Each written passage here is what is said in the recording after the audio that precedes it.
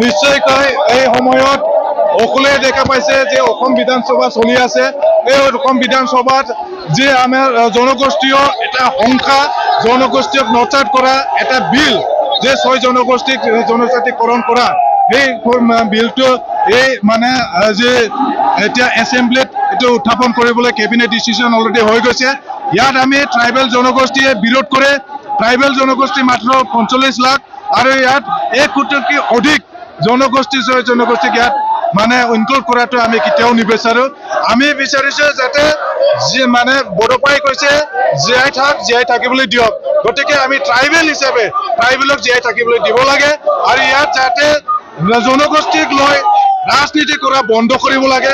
অসম চৰকাৰক আমি উকিয়াই দিছো যাতে এই ট্ৰাইবেল মাত্ৰ মানে কেইবালাখ মাত্ৰ 45 লাখ মাত্ৰ ট্ৰাইবেল জনগোষ্ঠীক নচাত কৰি 45 লাখ যে জনগোষ্ঠীক মানে সেৱ কৰি যি এটা বিল আনিব খুজিছে তাৰ বিৰুদ্ধে আমি যে জংগী আন্দোলন ইয়াত বাক্সা জিলা মুছলপুৰত ইয়াত অনুষ্ঠিত কৰিছে আৰু নিখিল বড়ো ছাত্ৰ সন্থা ইয়াত মদাহী ছাত্ৰ সন্থা মদাহীৰ মানে যে সন্মিলন লগতে আমাৰ সাহিত্য সভা সকলো যে আমাৰ যিখিনি জাতীয় সংগঠন ইয়াত আমাৰ উপস্থিত হৈছে। সকলো জাতি জনগোষ্ঠীয়ে জানে যে জনগোষ্ঠীৰ যিখিনি প্ৰাপ্য যিখিনি আমাৰ প্ৰাপ্য আছে কনষ্টিটিউচনেলি সেইখিনিয়ে দিব নোৱাৰে চৰকাৰে, সেইখিনি দিব নোৱাৰে আৰু এটা বোজা ইয়াত জাপি দিয়াটো এইটো আমি কেতিয়াও মানি ল'ব নোৱাৰে।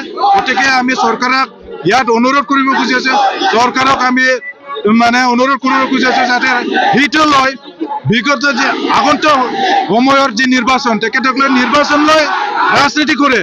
আমি হৈছো ইয়াত মানে পূৰ্ববংশৰ জনগোষ্ঠীয়।